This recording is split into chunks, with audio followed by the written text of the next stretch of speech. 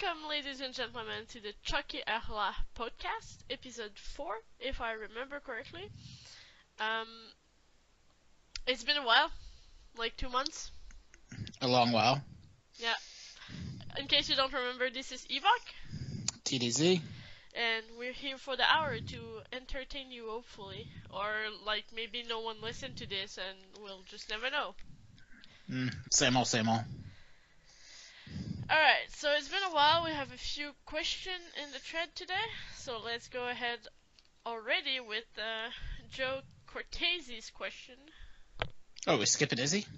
Wait, oh yeah, there's Izzy. I didn't scroll up enough. I saw Calgary Dragon stuff and I was like, well, that's probably TDZ. Didn't even check. Okay. Oh, no, not with that hideous Tom Wilson sig. Oof. I love he is, but oof. Alright. Oh, there's even a name change on the jersey. That's amazing on this sig. I just noticed. Yeah, Flappy's been great. Yeah, he's amazing. I love his sig. Alright, so let's start with Izzy and not Joe. Do you want to go ahead and read those for me? Yep. First up for you is, who were your final choices during your free agent process? What were the good and bads of each team, and why did you ultimately go back to New England? Alright, so the final choice, the top three, were Calgary, Minnesota, and New England. Clearly because I went back there. No. Yeah. There was nothing really bad about teams in general. There was some that didn't contact me. There was two that never actually reached to me. But every team had something good to say about themselves, which I guess is the point of free agency. Yeah. I mean, you're not going to contact somebody and be like, oh, yeah, our team's complete shit and the locker room's trash. Please sign with us. Hopefully, if this is your strategy, I would suggest you to reconsider, chasing free agent with that. I prefer the honesty, so...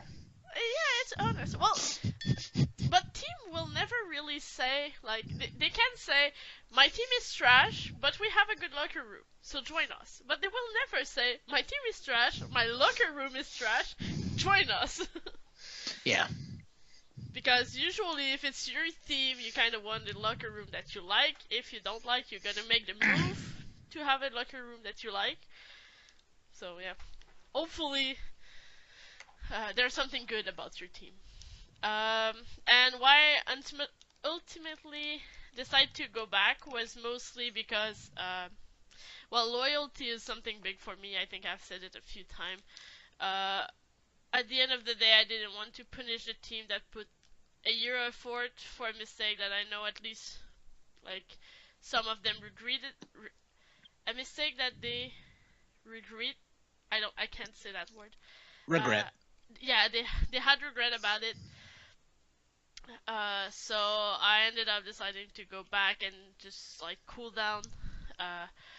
We can link to the next question if you want to read it. Yeah, which is, you seemed quite upset with the Sammy incident. Has that changed your feelings about New England? Yeah. So for those who missed it, I was really, really, really angry about the fact that New England decided to draft Sammy's player, despite knowing Sammy's a GM, the player should go to Seattle. Yes, he was not protected, but that's not a reason to draft him. Yeah, so I was really, really angry at that. And ultimately, this is something that was kind of resolved. I know it's still not, in my opinion, fully resolved and probably will never be because, Sammy still lost CPE. New England still lost a relationship with a good trading partner as per team history. Considering, New England got me with a Seattle pick and they got the second overall in that last draft from a Seattle pick. Yeah.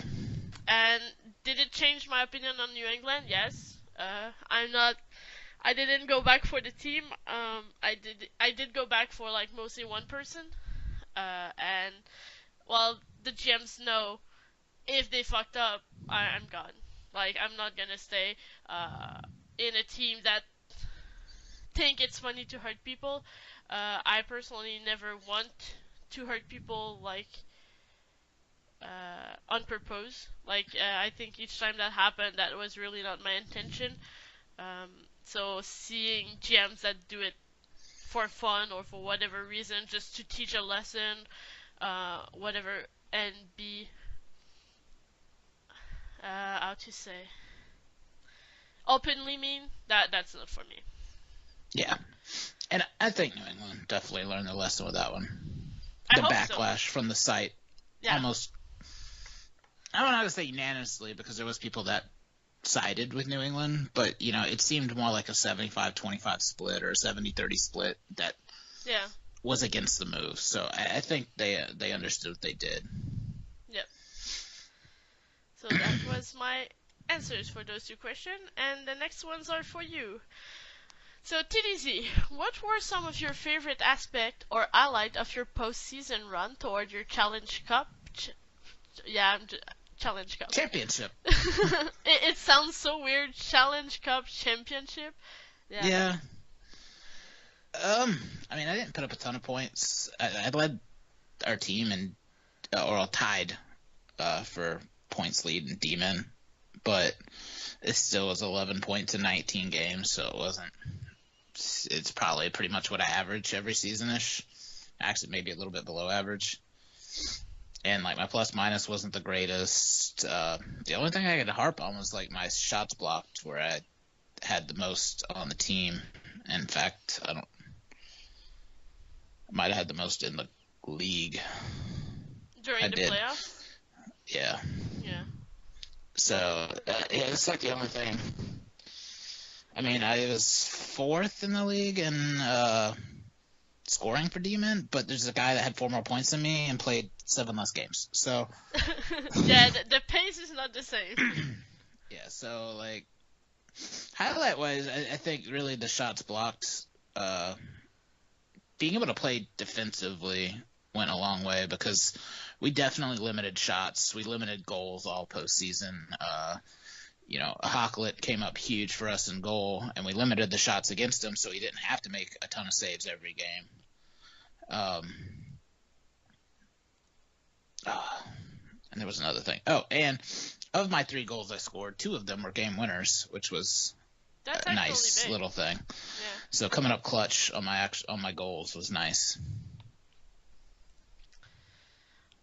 Next up is with Louis Garrett leaving to Seattle. Where do you see Calgary this season, and what key component would need to Calgary to repeat? I definitely don't see us as strong because we're losing, a top forward. We're losing. I don't even know what Dizzy's at on his TPE, but it's got to be 1,400 or 1,500 at this point. If I remember, that's 15. Yeah, I mean, I'm almost at 1,300, and the season's got to be a couple. Because he's a season before, he's got to be a couple hundred ahead of me, or right around there. I'm gonna be able. No, is that 1,300? Oh, okay. So I know Dizzy's been super busy with graduate school. Like he took an insane amount of classes last semester, and I know he's doing like clinicals now or something like that. So he's always busy. I know he's kind of tapered off on the TPE, but he's still like got an insane TPE rate. Yeah. So we're losing somebody that has almost cap stats for a forward that's not a center, and replacing him with Essa on the top line. And it's not that Essa's a bad player, but that's like a 300 TPE difference. So that's a pretty good difference in stats. And we're replacing him in the lineup with a forward that has like 700 TPE. Well, we'll make do. I think we're not going to be as strong as we were. But you had a great preseason, if I remember correctly. Yeah, we always do though. And then we finish like third in the regular season every freaking year. So he actually has almost 500 TP difference with Essa. Yeah, I mean Essa's getting hit hard with the regression. Yeah, I think he's in the 20s now, or should be in the 20s. He's in season. He's season 23, 8. 24. Well, Yeah. Essa is season 18 as a player. So yeah, he's probably like This is like his in the 24th 20s. season, which is insane that he could stay alive this long. Uh, so yeah, I mean, I definitely don't think we'll be as strong, but I think we'll make do for the components that we need to make another run happen. Making the playoffs, anything can happen. So first, let's just get there, and then we'll see if we get the hot goalie. We'll see how our depth players are, upgrading over the season. Randleman came back, Baller Storm, and he updated a little bit after his regression. He actually updated a little bit before regression too, so it's just a little bit more he has after regression, and then now he did a couple little things. It wasn't huge, but that's just still a little bit TPE. Our top people in Joe and Danny and Izzy are all, they're fighting regret. Well, Izzy's not even in regression. I don't think Danny is either. Joe's fighting it. He's got like 1,800 and 1,900 TPE still. Yeah, you still have Kaiser's our top D man, and then we have depth players that are just still up there. Kreller's over 1,000. We got Hunter Jones who's getting up there in TPE now. We have Maximoff coming up. That's Ote. He's going to be getting up there in TPE and be great depth defense. And then we have people in the pipeline that are still coming up too. So it's just going to be a continuous cycle of getting some of these older names out. Like I know Alex Mack's got to be getting close. Peterson's close. Luke Laflamme just retired. These players are getting pretty old and hitting regression hard. S has probably only got a couple more seasons left. But we have the players to replace them. But I think the big thing is get playoffs and then see if we get that hot goalie again. It's a huge factor usually for a playoff run. All right. Yeah, thanks for the answer. And now we're gonna go to Joe K. Yep. And first up is for you is, are you happy breaking the hearts of all your friends to just end up going back to those mean jerks in New England? Should we consider you a Wolf for life, or would you think you'd like to try leaving as a free agent sometime down the road? So no, I'm not happy about breaking hearts. That's pretty much what made me dislike free agency that much. For those who I didn't share this information, I actually didn't like free agency. I thought it was fun for the first 12 hours, and then I had to start saying no to teams, and that was probably one of the really painful thing I had to do on SHL. It's a lot of the GMs are my friend, a lot of the GM I know them, and it's yeah, no, I'm not coming to your team. That made me feel bad for every one of them. Next question was, am I a Wolf for life? Most likely, considering the fact I just said I didn't like free agency. Everything will mostly depend if the New England fuck up again, or if I really don't start to not enjoy the team anymore, the ambience and everything. And lastly, but for now I would say yes. And lastly, am I gonna think about leaving? That's pretty much the same thing. If I go back in free agency, I will actually know where I'm going. I will not be searching for a team. I will not really be listening for pitch, because, like I said, I didn't really like it. So before entering free agency, I will probably do media to say don't contact me because I don't want. I know where I'm going. Yeah.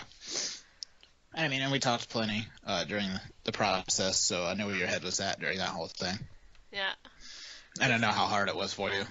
It was probably the most painful experience on SHL in my life, mostly because of all the situation entering around my free agency, and yeah, I'm not looking to relive that soon. Yeah. Alright, so next question, which will take me a while to read because it's fucking long. So TDZ, first of all, Joe wants to congratulate you for the Halifax job. Thank you, Joe. And then, be ready because it's gonna be a while. What's your Hmm. plan to bring the Raider back to prominence? It's well known that SMGHL is a bit cyclical for teams in terms of competing, rebuilding, competing, etc. In Halifax, it seems to be a bit more extreme, with the team being very weak for a few seasons and then having one or two good ones. Are you looking to create consistency, or do you want to just gun for the title every 3 seasons? Enlighten me. As a lowly co-GM, I'm not sure I have what it takes to be ahead, so any knowledge you can give would be amazing. Name. All right. To touch on the last part, his little joke, considering that I basically learned everything on the site from him, GM wise. First him and then Essa. So I've been, I wouldn't say studying under them, but learning from them for the past year now. So that's his idea of a little joke. Oh. Like I could give him any knowledge. Yeah, it's like my knowledge is keep doing what you're doing because I learned from the best, I guess. Yeah, like he's not head GM. Ryan might be head GM in title, but yeah. So plan to bring the Raiders back to prominence. Well, right now, the first thing I did when I got the job was, or even before I got the job, just in case, because I knew we were coming up on the draft, and I wouldn't have, if I did get it, I wouldn't have time to really scout and figure out what I needed if I didn't do it ahead of time. So it was better to be prepared and not get it than get it and not be prepared at all. And the first thing I did was figure out holes in the team, evaluate the team overall, figure out like if I thought we had a great shot at a championship or if it was just meh. And looked at our draft picks, what our future looks like, our prospects. We had a couple like weaker drafts, and we had a lot of. I talked to all the GMs for our players to see who's going up when. So I had an idea of when we're losing players and when we needed to replace them, and quickly learned that a lot of the players were either going up now or we only had one more season with them. There was a couple that we had 2 more seasons with probably, and but we were losing so many and we didn't have enough coming in that I decided that a rebuild, or at least a partial rebuild, would be a better option than trying to go all in and then being completely screwed.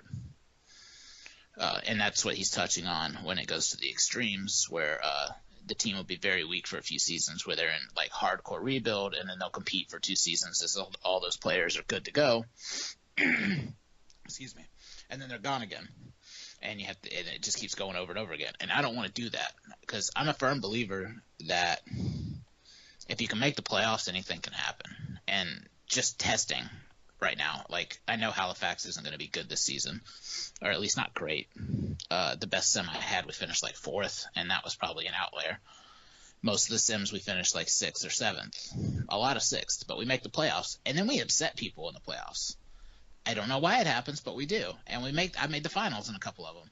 So I know if we can make it there, anything can happen, especially if the players that we have now are continuously getting better, and we've had 3 of our draft picks been great since I got them. 2 of them are kind of gone, but that's just kind of the nature of the game. And I really want to build this team where every season we can make the playoffs and see what can happen. And I want this continuously intake of prospects, so we're always good. I don't want these seasons where we're definitely going to miss the playoffs and we're rebuilding. I don't want to do that ever again. Like, I'm going to rebuild now, and I don't want to do it again. We might not be the top team in the league some seasons, but I do not want to be the bottom. So I traded players that were definitely probably going to be gone. I got great picks this draft and next. And next is a Reddit draft, and I have 4 picks in the top 2 rounds. So I have a great chance to rebuild this team from the bottom up and create a new atmosphere, create a new energy around the team with a bunch of great new prospects, and continuously have this team compete season after season after season.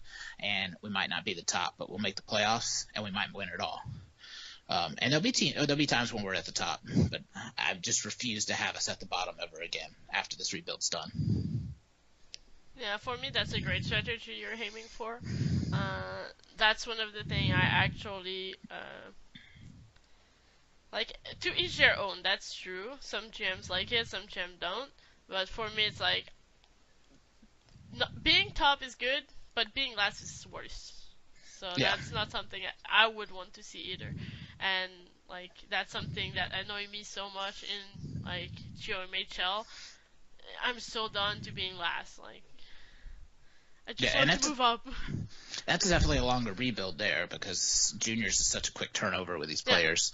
So it's a very quick rebuild. It'll, this season I'm going to be pretty good to go, and then I'm going to get a couple of my players back next season that are my top players on top of my draft picks that are going to be higher. And then I'm getting draft picks next season, and I should be maybe halfway through next season done with this rebuild, hopefully. So, or at the end of the season at the least. But, over there it's definitely a longer rebuild, so I can understand how that would be more annoying. Well, for me it's actually more a build than a rebuild. Like if I only had something to build with. Yeah, you'd had nothing to begin with. All right. Evok, how do you feel about New England's chances at a cup? It's no secret that Egbert built them into a perennial powerhouse that's always a favorite to win it all, but in recent seasons, New has fallen. New has fallen pretty clearly behind Ham in Minnesota, and maybe even West Kendall, but they're cursed and don't truly matter. Is a rebuild in order, or do you just need a solid free agent or two? So one of the thing about New England is that we never attract a lot of FA. I think that's always how it's gonna be.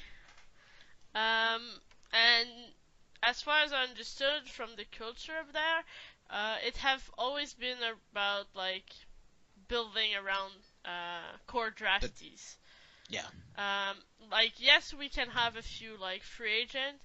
I don't think any though big name will come to New England. If they do, I would be pleasantly surprised.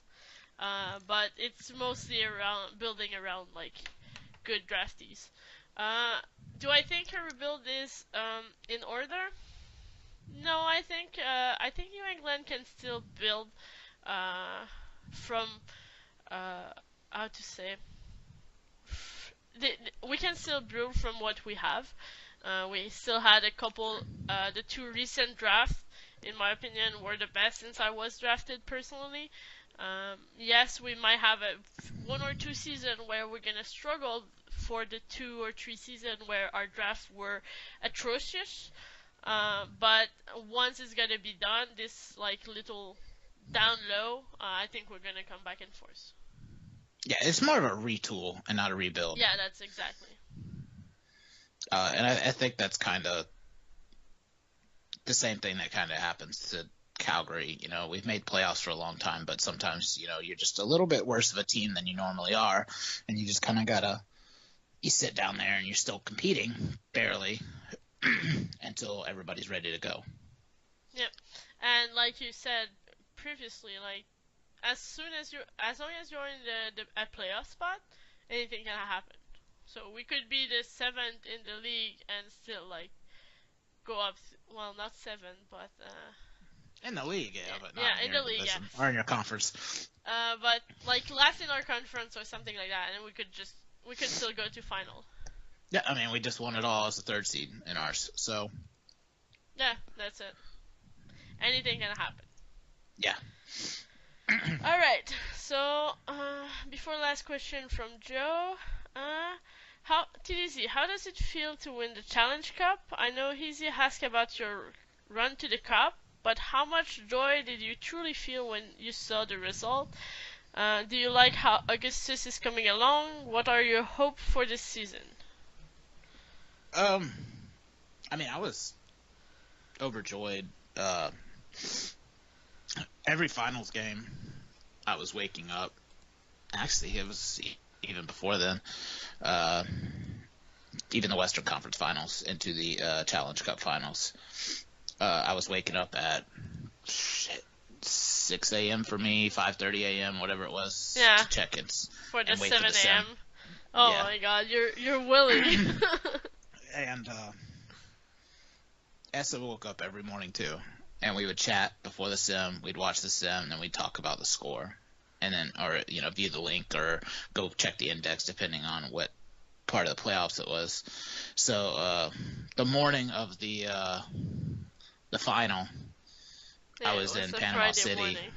Yeah, I was in Panama City at my girlfriend's parents' house, and I'd woken up to take the dog out, and then came back and was laying in bed, and it was like, I think it was like 5:30, and I had to wait like 20 minutes for the sim, and I was like, I'm not going back to sleep at this point.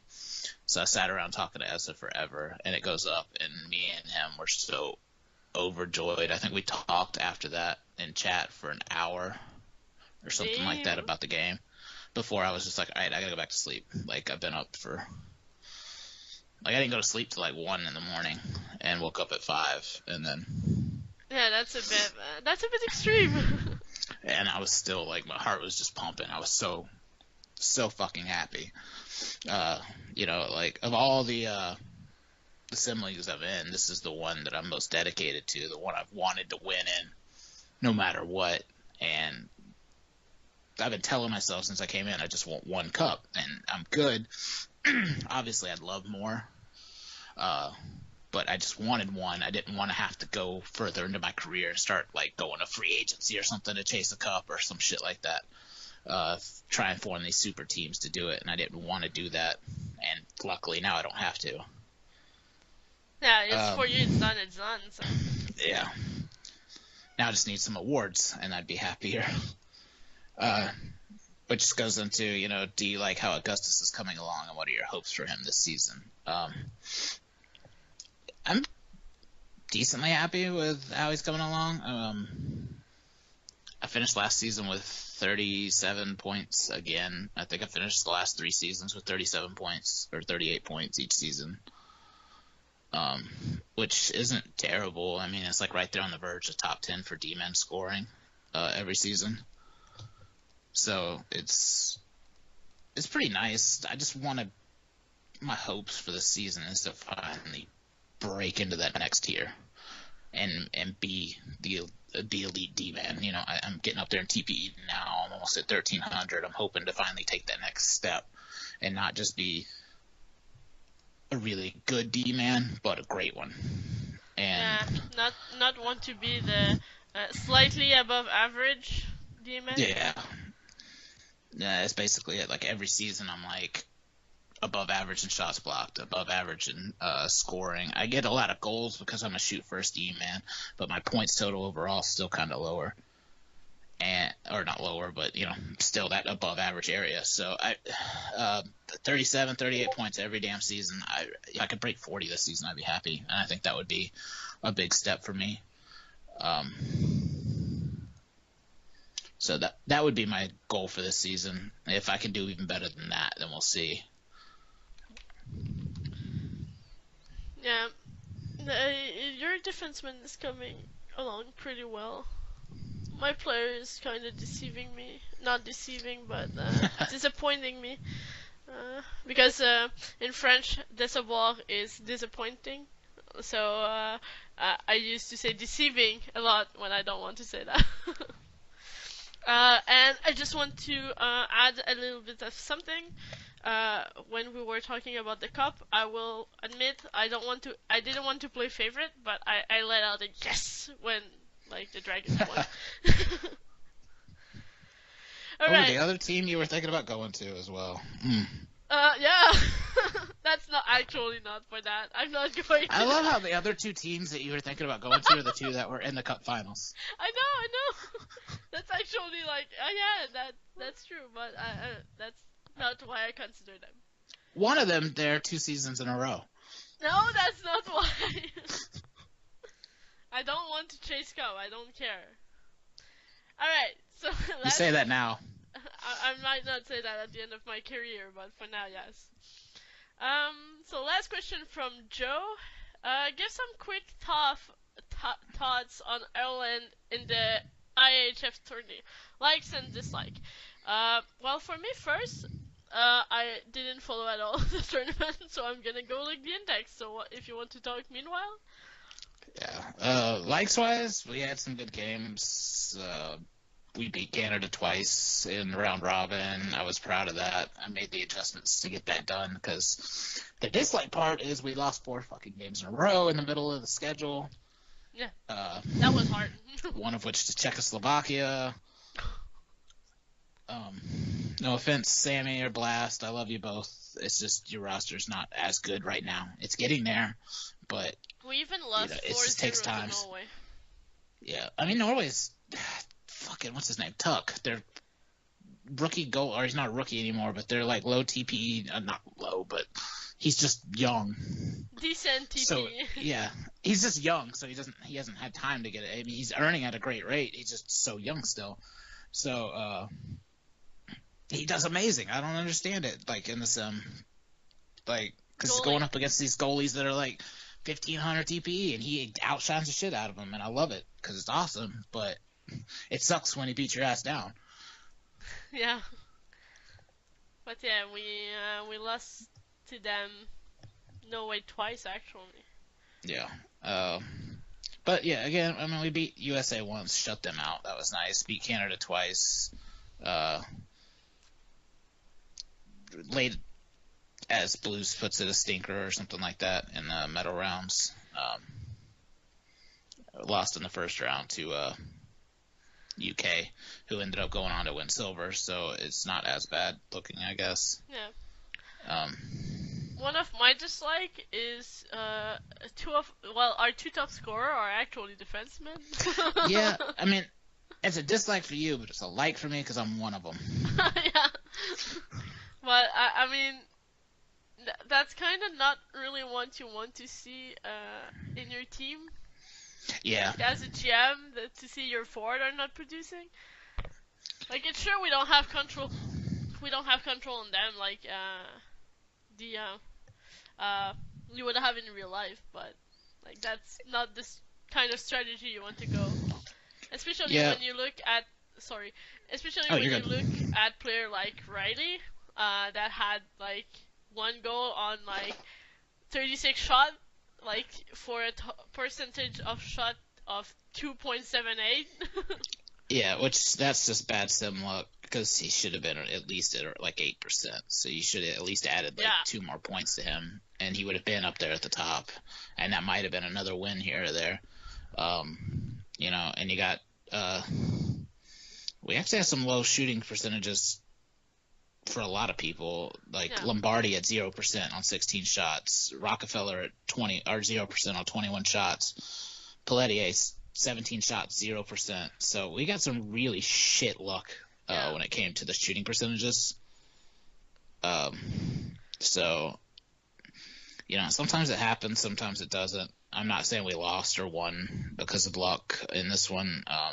I probably could have made some different adjustments to some lines or some shit like that because obviously across the board just something wasn't working. So what I think it's also the last season we have on our third line cat player, right?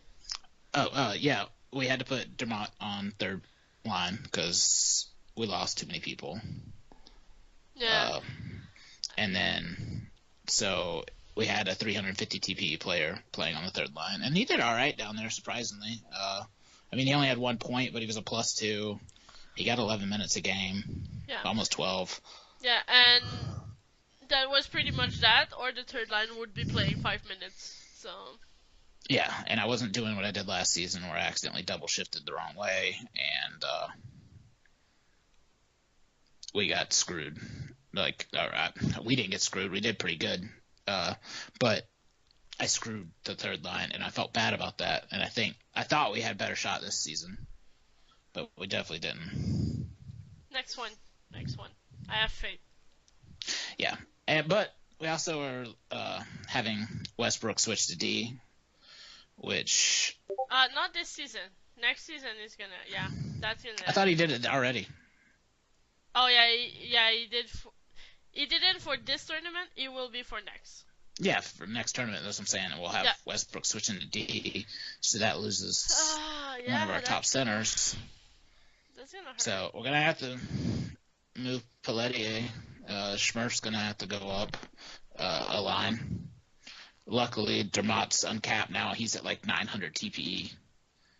I think Patty Kane Riley's uncapping. I think he went up. He's lower. He's at like 500, but still, that's a pretty good fourth line center. Well, we'll be a third line center now. Yeah. McGregor's going up, so he'll be uncapped. I think Esselman's down for one more season. I should know. I traded him. Yeah, he's down. Yeah, so he's down for one more season. But I think that. So we'll see. Is he gonna be our last cap player?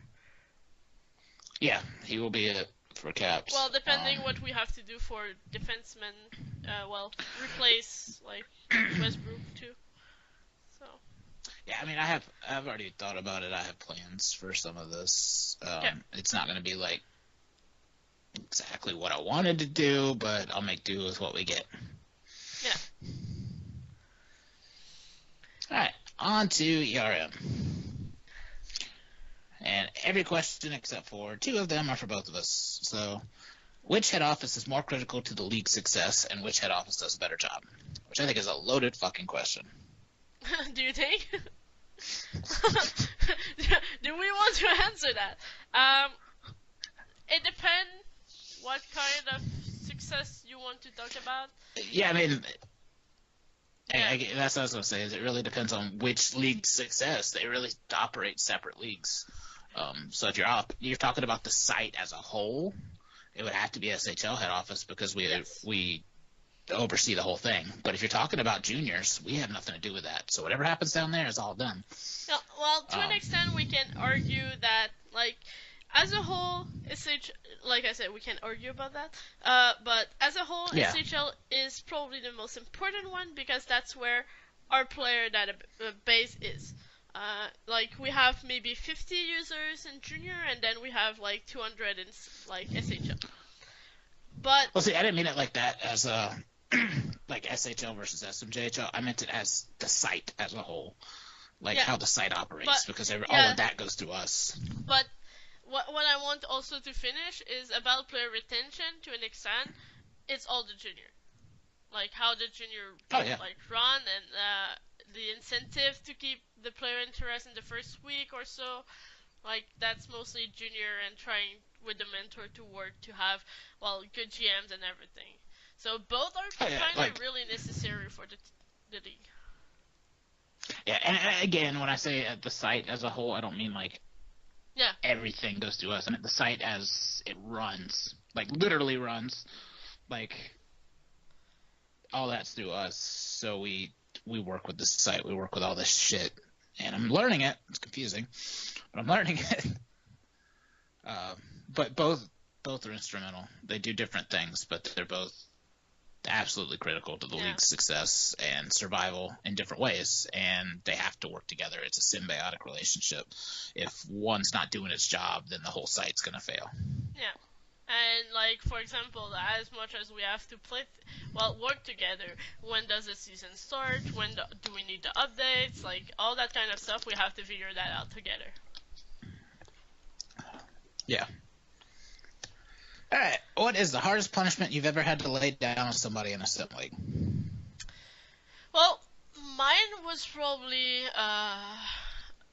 Blues fan incident. Because that was totally not the guy's fault. That was, to an extent, we can argue it's not the updater's fault, but it is. We can argue it's the guy's fault, but it's not. So for me, that was just like kind of the hardest one I had to. I'm not saying hardest as term of punishment, but like it was hard for me to actually. Most difficult for you. Yeah. To give it because like. Well, clearly he didn't mean to do it, but we still had to do something about that. But other than that, I think like we gave picks, like we removed picks to teams, and that's pretty much it. Junior doesn't have a lot of punishment, except I think yeah, that's basically those we gave picks removal and like banning Blues fan for 10 games. Yeah, most of the punishment I feel like goes through us. Yes. Unless it's directly related with an SMJHL team or something like that, yeah, it's coming to us. Um, I mean, if you say you ever had to lay down, I mean, I'm saying personally, for me, the only thing I've done personally is fire Cal. I mean, it was a decision of the whole head office, but I was the one tasked to do it, which I think brought a bunch of uh, fire my way from Edmonton as a whole. Ace and I got into it after that. Cal got into it with me. He blocked me. I got into it with a lot of people over that situation, and I've tried to reiterate, this was a decision that was unanimous by head office. It wasn't like I personally just was like, oh, yeah, fuck you, you're fired, and did it myself. But, yeah, that was the hardest one, I think, because of the backlash that came from it when we fired him as World Junior commish. And that was the only one that I've done personally. Other than that, it's been pretty clear cut. Don't get your shit done in time, you get fined a 3rd-round pick, or Logan saying stupid shit, so we suspended him for a few weeks or a week. Multi shit, so it's just all clear cut. Normal stuff. Yeah, that was the only one that was difficult for me to do. I didn't want to fire him as World Junior commish, but it was what it was going to be. It came down to that. I'm not going to get into it again, but at the end of the day, it was a unanimous decision, and it was tasked to me to do it. All right. So, what is the worst part about helping run a sim league? Lately, the drafts. That last SHL draft was a total shit show. Yep. Yeah. And I love you, Eggy and Crutch and all that. And I said I had to go at the end of that draft. We probably had I don't know, 6, 7, I don't know, maybe 10 picks left. I was like, I got busy, I gotta go. I had to get out of there. I just made up an excuse and fucking literally closed my laptop and fucking walked out. And you say that out loud? I didn't care. I couldn't do it anymore. I was like, it was literally just me typing I gotta go, and closed it. I didn't even wait for a response. I was out. Same. I don't remember everything that happened about it. The first fucking round went so fast and great, and then it just went shit. And then the Sammy pick is actually from then on out is when it went to shit. Yeah, basically because everyone lost. Yeah, it just turned into that and turning around that, and then the draft got out of hand and all kinds of, I don't know. Other than that, I think the worst part for me is I feel like I can't contribute to some things, like the site move. Teddy and Avakale are working pretty hard on that, and I have no idea what the fuck they're talking about because I don't know how to code or any of this shit. So when they're talking about it, sometimes I'm just like, this is gibberish. I don't know what any of it is. I can't help. I feel useless. Yeah. Feeling useless is probably one of the worst thing ever. For me, it's mostly about how to say it. Well, first, it's the worst, but it's a choice. But the time investment you have to put in. Yeah. I dislike arguing with people about rules, about what we should be doing, why we should be doing this, why we do that. And most importantly, I think that also a question down below, I hate to have to shut my mouth also about why we do this, why we do that, and all that kind of stuff. I don't like arguing about it, but I don't like just not being able to defend myself. Yeah. I'll get to that when we get to that question. But what is the best part about it? The experience, I guess. I think overall it's a fun aspect to the site. It's cool to see this side of the site to really help the site run, and it's one of the top, I don't know if you call it a job because you don't get paid for it. Role. But yeah, top roles on the site, and it makes me feel like I'm contributing, I hope, to the betterment of the site, to helping the site run, to making the site stay as great as it was a year ago when I joined and I fell in love with it. And overall, I hope to continue to make the site better every day, or at least the head office can make it better every day, and I can somewhat contribute in these when I do. I feel like I contribute for the most part. But like I said, like the site move, I have nothing to do with it. I mean, I can talk about some of the stuff with them, but like the actual building the site, I had nothing. On my part, the best part about running it is, well, a bit like you said, the experience. I personally mostly see it. Well, we deal with people every day. We have to take into consideration different opinion. We have to mostly use our soft skills as part as head office to help run this website.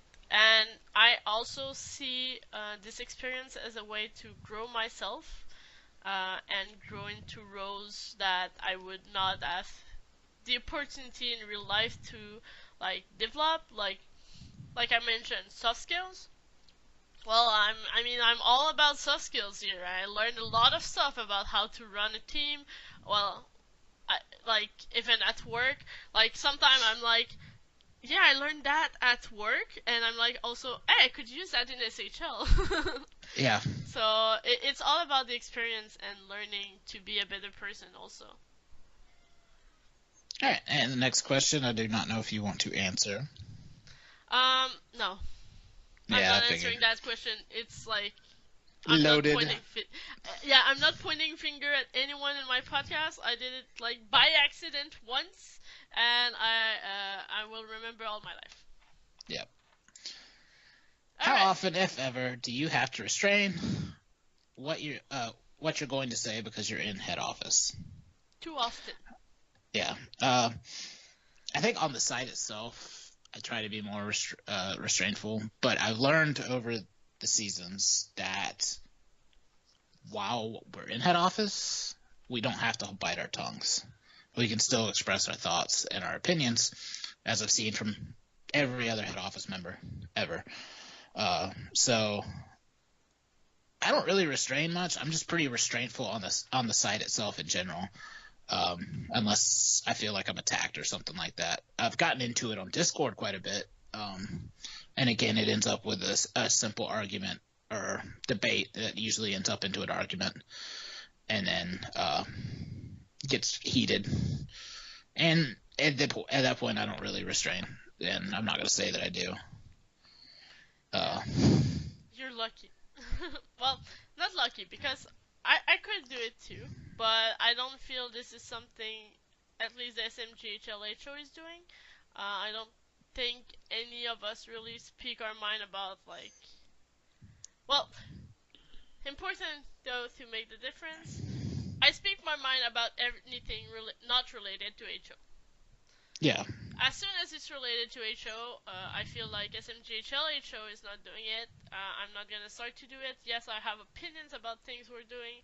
I do want to reply to some comments some people like post, and I'm just like, no, I'm not gonna do it because that's just gonna like put oils on the fire. Yeah, I usually don't because somebody's already beat me to it from ours. And again, I usually just bite my tongue on the site, ignore what most people say. I try to do that in Discord too sometimes, but I feel like sometimes I can't, or I'm just having a bad day. All right. Who is the most productive / constructive member of your respective head offices? We'll skip the constructive part without pointing fingers. All right. Well, I feel like that goes back to your, like, not wanting to point fingers at somebody and doing the same thing we've done before, and I do not feel like getting fucking Thunderdomed again. Yeah, well, I didn't read constructive as, like, negativity. I don't know, because it said productive slash constructive. I don't know if it was like both or if it's like somebody that's just another word for productive. But I'm going to pretend it's just another word for productive in this situation. Yeah, that's how I personally read it. Like who, like I read constructive as like who build the most stuff, like kind of thing. So that's how I read it, and that's how we're gonna read it. um, SMGHLHO. I want to say, uh, it was Evans, but he's not in HO anymore, so I cannot say it. I don't want to say myself because that's pretentious. So at least you was there Um, since Dan hasn't been there that long. yeah, they're both pretty predictive. like, I would say that that's hard. Even Yeah. even that is hard to say because you don't want to hurt one's feeling. Uh, most. I love you both, guys, but I can't choose. like you're both pretty equal. I'm talking about Zune and Storm for those who missed who is in head office. But yeah, I cannot name anyone between those two that is more predictive than the other. Yeah, I think I'm really in the same situation because all of us do our own parts and kind of collaborate as a team. When one of us goes to do anything, we're always posting in head office and it's always a discussion and we're always moving forward as a team with the entire thing. And we all have our parts that we do, I feel like I'm probably one of the least productive, to be honest. Lately, I would say Teddy's been pretty productive over a lot of us because he's been working on the new site, so that's a lot of work. Crutch is always there to pick up when Eggy's not around at the moment. Eggy's been busy with school and other things. Eggy's always, when he's there, he's super productive, getting all the off-season stuff done, getting on the GMs about getting their shit in. So it really is just a big team. I can't really say one's more productive than the other when we all have our parts that we play. Yeah, that's basically it. That's a better way to put it than I cannot choose. It's more everyone's putting the word they have to put. Next, what made you devote so much time to the sim community? Um, the community. I mean, it's in the word. cheesy. Yeah. I don't know. When I joined a year ago, like maybe it was just because of the way that the season 36 draft class was and how like just fucking like outrageously funny that chat was for a time. Yeah. Of course, tensions flare when you're around the same people all the time. Eventually, there's going to be arguments, and it happened.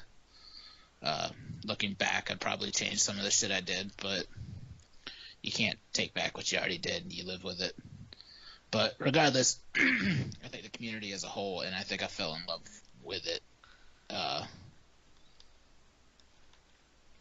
With just the interaction, being able to be around this many great people, and it wasn't even the building the player thing at first as much as it was just being able to talk to the people and learn all these new people from around the world and get to know so many amazing people. And I've made great friends for life through this, you, Clint, Joe, and I talk to all three of you every day, Essa as well. So all four of you every day, and I wouldn't trade that for the world. That's really good reasons. On my side, it's mostly what I said earlier also.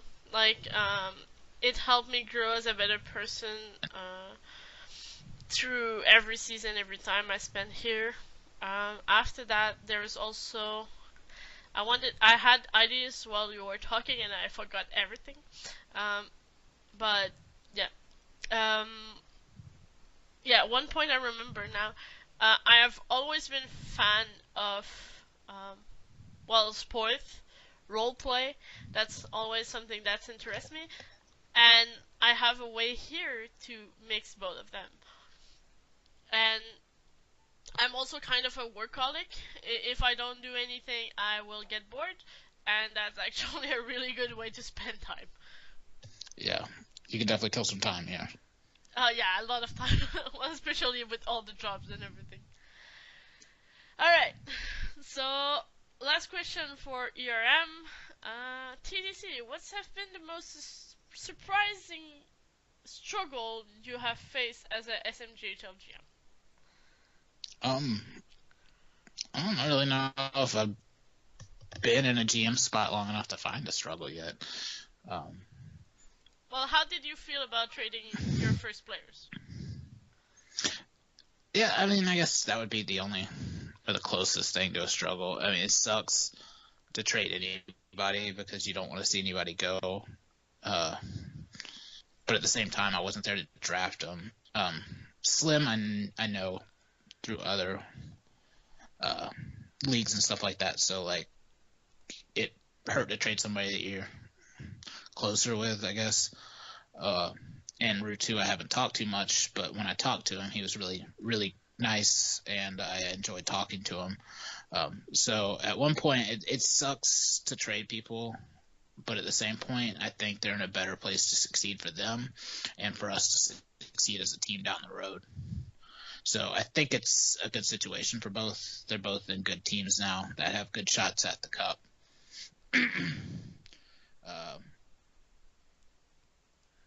Off-season shit, or well, I guess getting the rosters in, that was kind of a struggle. Not that it was hard, it was just so tedious. Yeah, for the first time, like having to learn everything you have to do. Yeah, I was just like, I gotta, I drafted these players, I gotta move their shit over, I gotta, go figure out my roster now. All right, now my roster's set, so I gotta figure out, I got some holes. I need to find some inactive free agents to sign. Which ones can I sign? Which ones are retired? All right, now these are signs. Yeah. Now I got to add them to my roster and do the whole roster, then do my budget, then do my lines, and it was. So yeah, I mean, it wasn't super hard. I did it all in a couple hours. It was just super tedious for those couple hours. I was continuously working to get shit done.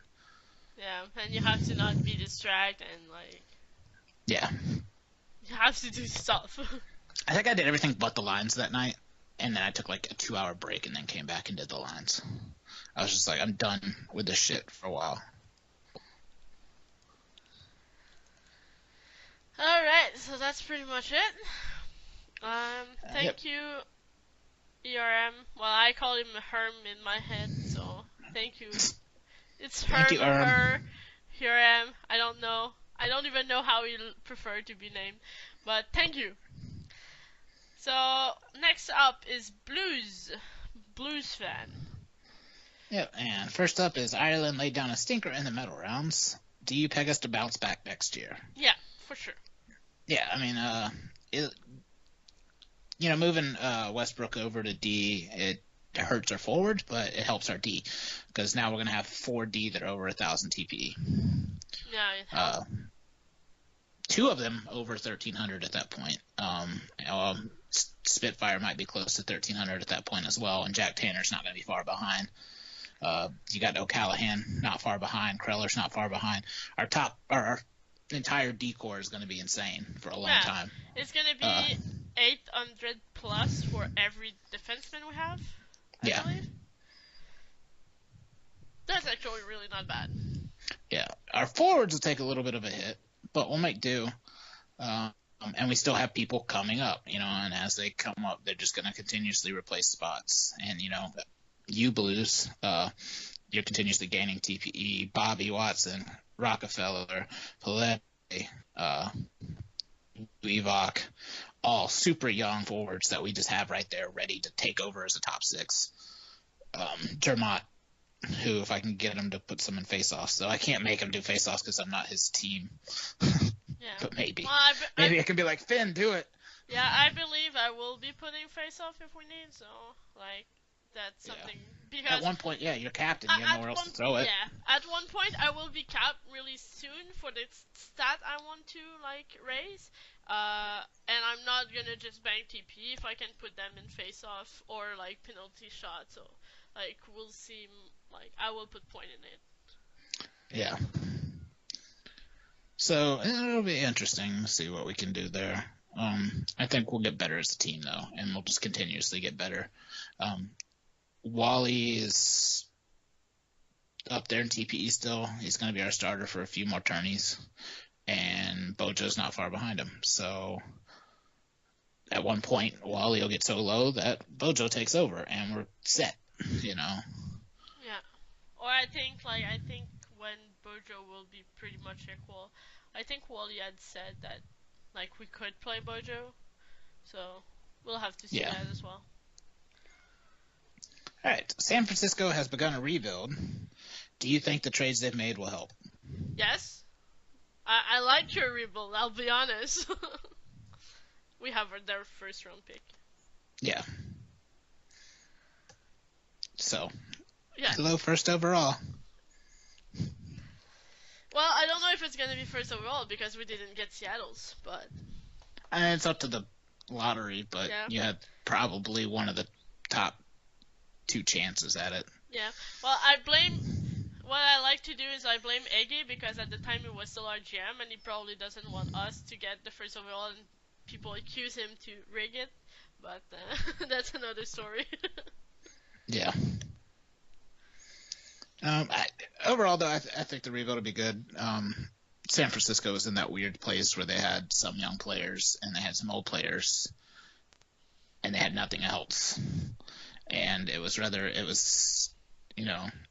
play the young players and suck and start to get more, or go all in some more and you have to give up these young players or these picks and you continuously don't have anything in the pipeline. Eventually you just run out. So it was time for Grape to make the move. I think he did the right move. It sucks seeing some people on some new teams, but I think it's new situations. Like Blues is now in Minnesota, adds great depth to them. Clint's moving over to Seattle, so they got a number 1 D-man now. Yeah. I believe... I cannot talk.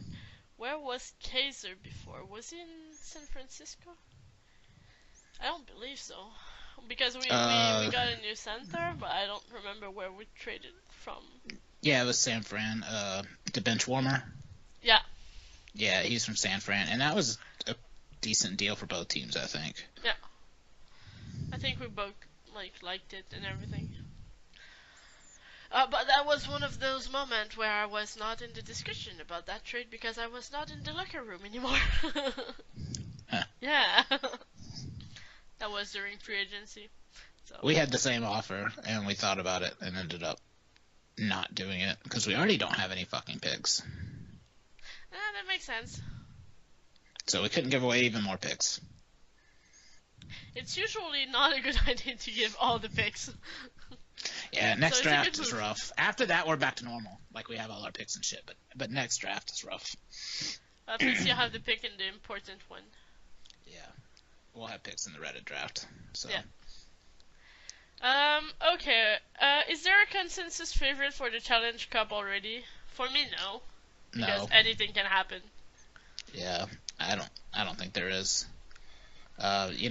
Even preseason, Calgary started running away with it, and then that last sim, we came right back down and tied for first in the West, and I think somebody in the East ended up with more points anyways. So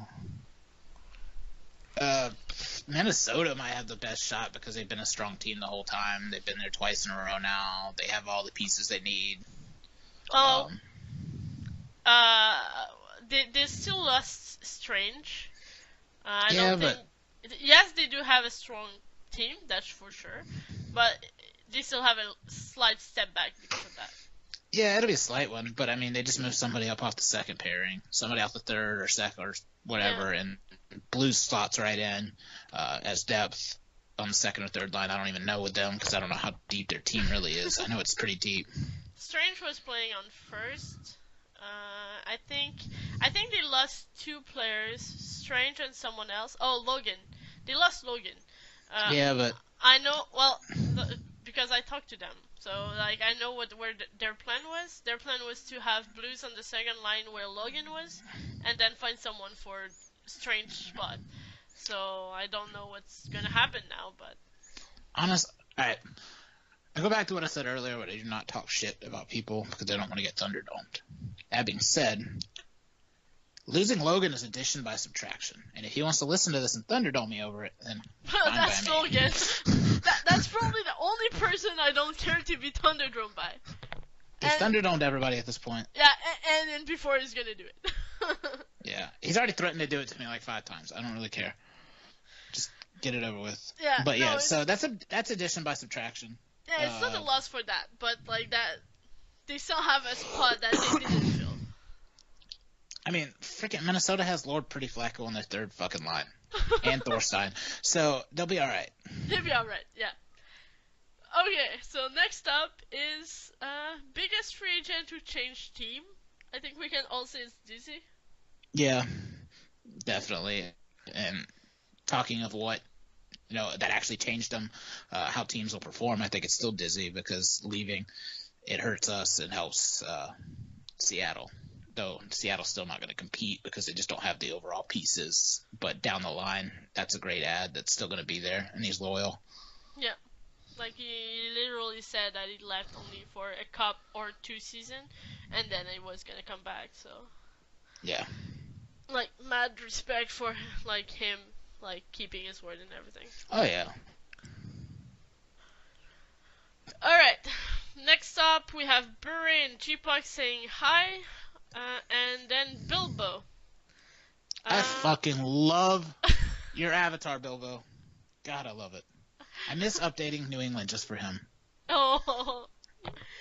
Alright, so peanut butter, crunchy or creamy? Crunchy. Crunchy, I agree.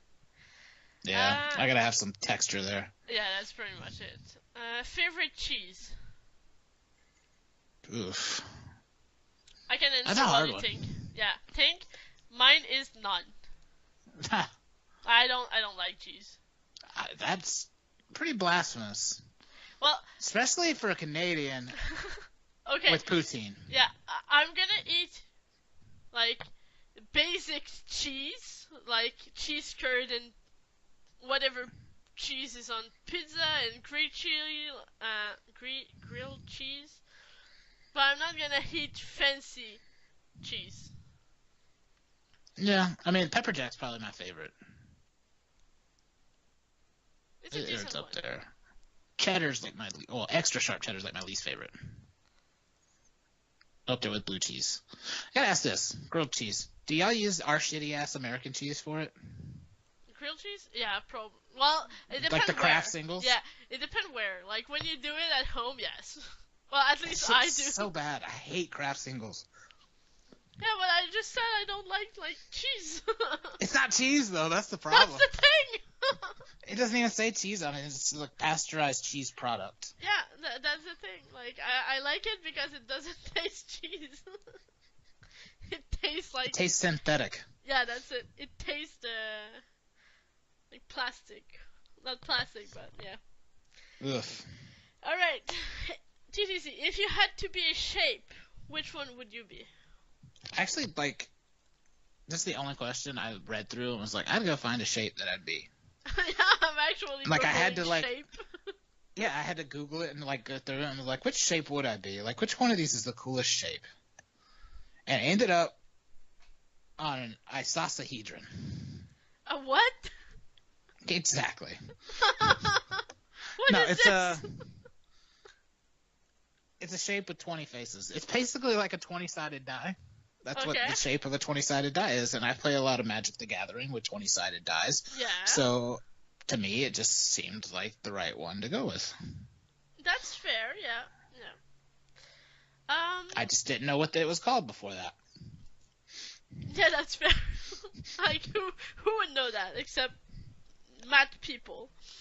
Okay, I'm looking at shape right now. I will say that I really, really like the kite shape or the rhombus shape, which is like a lozenge, but not a lozenge. You're going with a 2D. Well, yeah. I mean, I'm not... Yeah, I see the kite. Yeah, well, yeah, the rhombus is like It's like diamond. the same thing. It's a bigger diamond. No, it's not the same thing because the kite. I know. The little wings are slightly more up. Yeah, that's. Instead of being equal. Yeah, maybe I will go with the kite because it's special. Yeah, I'll go with the kite. I would be kite shaped. Let's get concave octagons.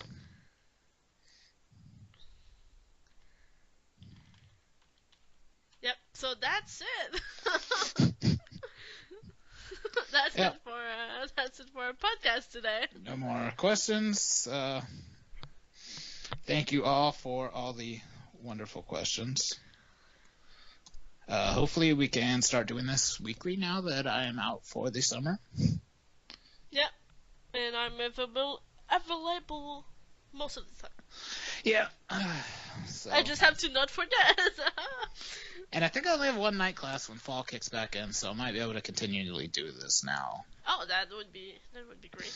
But I do have 5 classes, so we'll see what my... Yeah, study and everything. Yeah. One of them is a freshman level class, though, because I saved, on purpose, saved a freshman level elective that I needed to the end. So, should be an easy fucking A. I don't have to pay attention in too much. Oh, that's great when you have one that can be, like, a bit quieter. Exactly. It's art history. It's like... Pfft. Easy. I already took one of them. Way back in the day. But yeah, alright everybody. Thank you for all the questions. And we'll see y'all hopefully next week. Yep. Have a nice night, everyone. See Goodbye. ya.